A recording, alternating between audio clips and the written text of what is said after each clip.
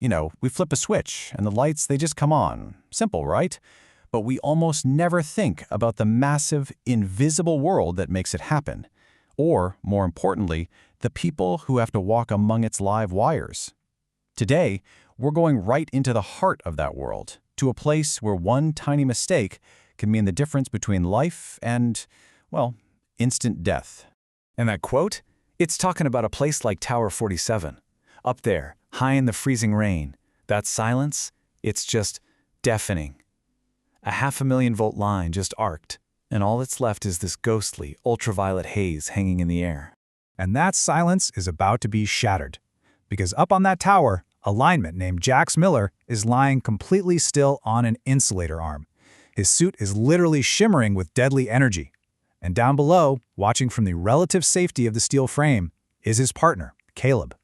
And for Caleb, in that one moment, the entire world has just stopped. Okay, so let's get into the nitty-gritty of what's happening here, because the physics are just insane. Jax is right in the middle of this ultraviolet haze, which is basically the ghost of a plasma discharge.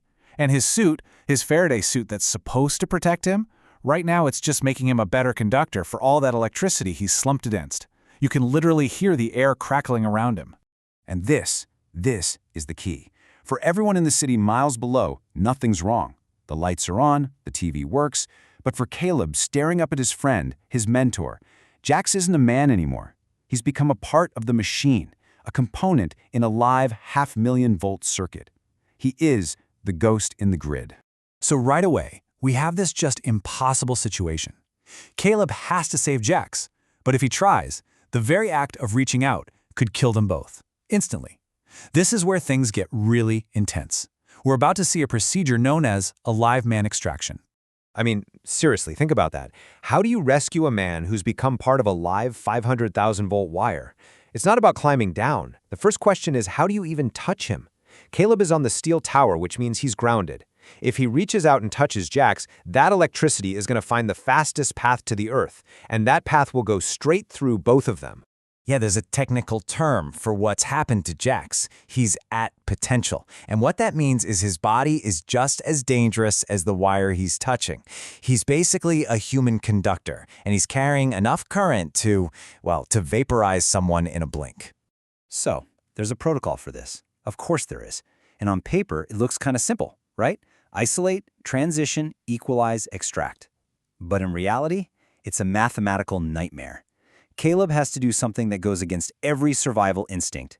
He has to leave the safety of the grounded tower, intentionally make himself live, and perfectly match Jax's 500,000-volt potential. And only then can the rescue even start. So, with his hands probably shaking like crazy, Caleb starts the protocol. He begins to move, crawling out onto the insulator arm, leaving the safety of that grounded steel. He's literally stepping into the heart of an invisible storm of pure energy. And as he gets closer, the air itself becomes the enemy. Imagine this. His suit starts to hiss. He can smell ozone. You know that sharp electric smell after a lightning strike? That. And he can smell the singed Kevlar of his own gear. It's a total sensory overload. What he's fighting is this invisible force called an electrostatic field. It's so intense, so powerful, that it's literally ripping the air molecules apart around him. That's what's making that hissing sound. It's an energy field you can actually hear and feel. And if that wasn't enough, that field creates something even weirder. They call it an electric wind. The massive voltage ionizes the air, and it creates this physical pressure, a wind with no weather, that's actually pushing against his body.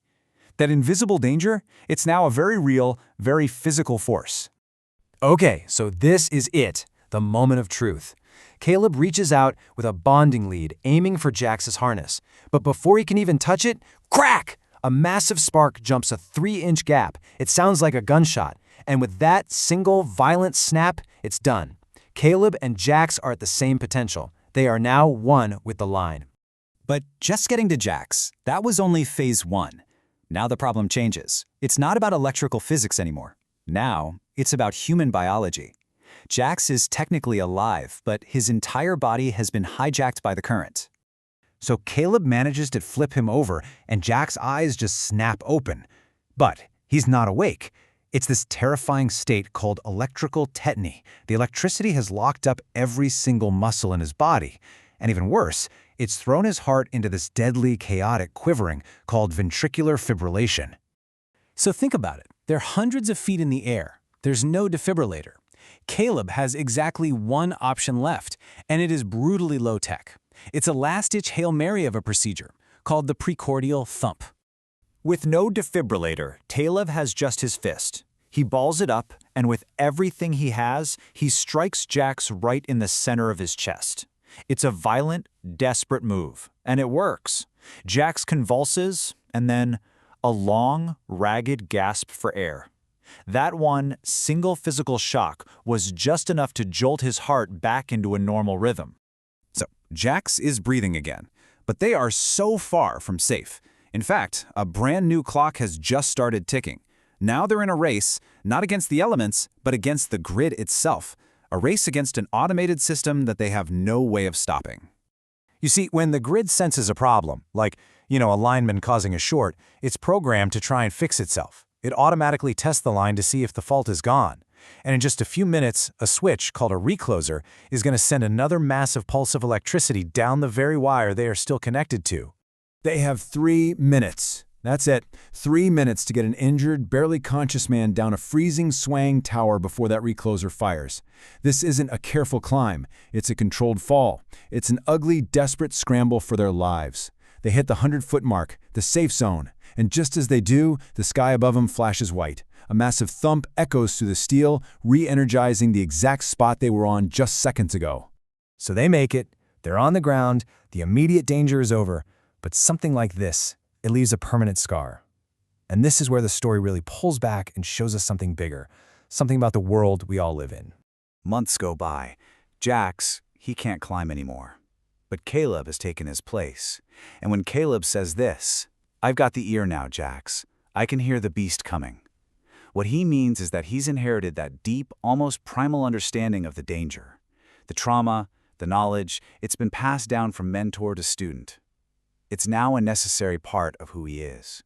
And that brings us to these two completely different realities existing at the exact same time. For most of us, when we see the city lights, we see comfort, we see security. But for guys like Jax and Caleb, those exact same lights represent the ghost in the grid. This invisible river of fire that demands their constant vigilance and sometimes the ultimate sacrifice.